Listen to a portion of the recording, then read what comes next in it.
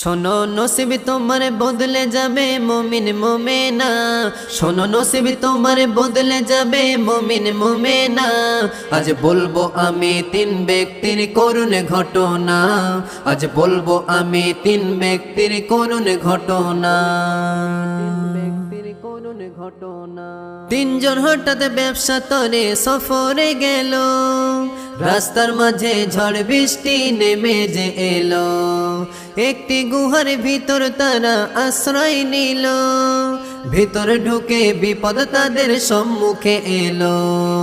বড় একটি পাথর হঠাৎ গড়িয়ে এসে তাদের গুহার দরজায় আটকে গেল যে শেষে। চেষ্টা তারা করলো পাথর একটু সরে নাই, ভাবলো তারা মোদের তো আর বাঁচার উপায় নাই। অক্সিজেন ধীরে ধীরে হয়ে যায় বন্ধ, মৃত্যু তাদের লেখা সেথায় নেই কোনো সন্দেহ। তারা এমন কাজে করলো তখন খুশি রব্বানা, তারা এমন কাজে করলো তখন খুশি রব্বানা। আজ বলবো আমি তিন ব্যক্তির করুণ ঘটনা, আজ বলবো আমি তিন ব্যক্তির করুণ ঘটনা।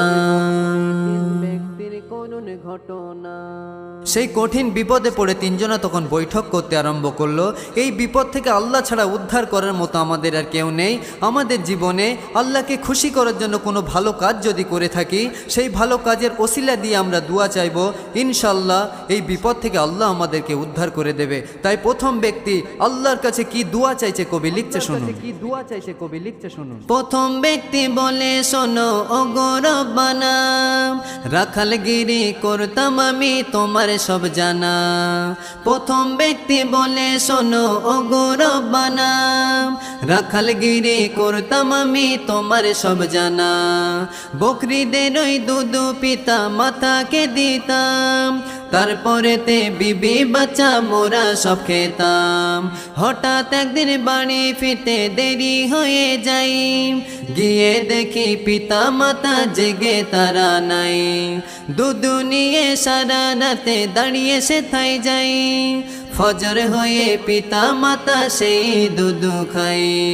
আল্লাহ তুমি সেই দিনেতে খুশি যদি হও, গুহার এই বিপদ থেকে মুক্তি মোদের দাও। তখন বিশাল পাথর নড়ে চড়ে খোদার করুণা, তখন বিশাল পাথর নড়ে চড়ে খোদার করুণা। আজ বলবো আমি তিন ব্যক্তির করুণ ঘটনা, আজ বলবো আমি তিন ব্যক্তির করুণ ঘটনা। বিশাল পাথরটা তখন নড়তে নড়তে হালকা সাইডে সরে গিয়ে সামান্য একটু ফাঁকা হয়ে যায়। বাইরে থেকে অক্সিজেন হাওয়া বাতাস আলো ভিতরে প্রবেশ করতে আরম্ভ করলো। সুবহান আল্লাহ। তারপর দ্বিতীয় ব্যক্তি আল্লাহর কাছে কি দুয়া চাইছে কবি লিখছে শুনুন। কি দুয়া চাইছে কবি লিখছে শুনুন। দ্বিতীয় ব্যক্তি বলে শোনো আল্লাহ গো তুমি, চাচাতো বোনের প্রেমে পাগল ছিলাম যে আমি। দ্বিতীয় ব্যক্তি বলে শোনো আল্লাহ গো তুমি, চাচাতো বোনের প্রেমে পাগল ছিলাম যে আমি। খারাপ কাজে তাকে সদাই করতাম ঘোষণা, চাচাতো বোন আমার কথাই রাজি হতো না। চাচাতো বোন হঠাৎ অভাবে পড়ে যাই, আমার কাছে এসে বলে সাহায্য দাও ভাই। খারাপ কাজে 100 সোনার মুদ্রা দেখাই, অভাবেতে চাচাতো বোন রাজি হয়ে যাই। ঘরে ঢুকে বন্ধ করলাম দরজা জানলা, চাচাতো বোন বলে ভয় করো গো আল্লাহর, তোমার ভয়ে আল্লাহ সেদিন ফিরে আসিলাম।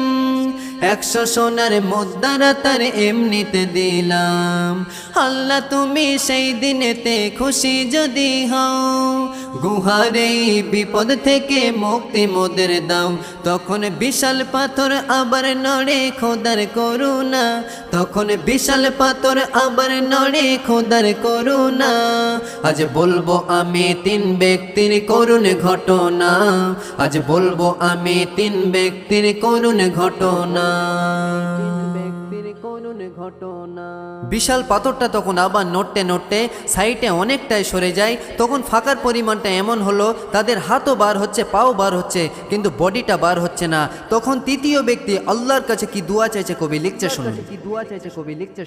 তৃতীয় ব্যক্তি বলে, শোনো রাব্বুল আলামিন, অনেক জনার কাজ করাতাম আমি প্রতিদিন। তৃতীয় ব্যক্তি বলে, শোনো রাব্বুল আলামিন, অনেক জনার কাজ করাতাম আমি প্রতিদিন। একজন বেতন না নিয়ে ভুলে চলে যাই, বহুদিন ধরে সে আর ফিরে আসে নাই। তাহার টাকা দিয়ে একটি ছাগল কিনিলাম, দাসী দিয়ে সেই ছাগলের পালতে লাগিলাম। সেখান থেকে বিশাল ছাগলের পালে হয়ে যাই, বেতন নিতে সেই লোক হঠাৎ হাজির হয়ে যায়। তাহার টাকায় একটি ছাগল পালিত করেছি, বিশাল ছাগলের পালটি তাহার পুরো দিয়েছি। আল্লাহ তুমি সেই দিনেতে খুশি যদি হও, গুহার এই বিপদ থেকে মুক্তি মোদের দাও।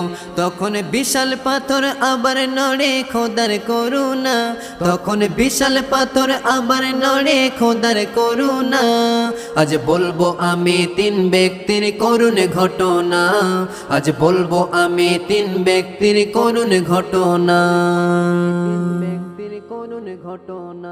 বিশাল পাথরটা তখন নড়তে নড়তে গুহার মুখ থেকে পুরোটাই সাইডে সরে যায়। তিনজনা তখন আল্লাহর নামে তাকবীর দিতে দিতে গুহার ভিতর থেকে বাইরে বার হয়ে নতুন করে জীবনযাপন আরম্ভ করলো। সুবহান আল্লাহ। এখান থেকে আমরা কি শিখলাম? আমরা যখন কোনো বিপদে পড়ব, আমাদের জীবনের ভালো কাজের ওসিলা দিয়ে আল্লাহর কাছে দোয়া চাইব, ইনশাআল্লাহ বিপদ থেকে আল্লাহ আমাদেরকে উদ্ধার করে দেবে।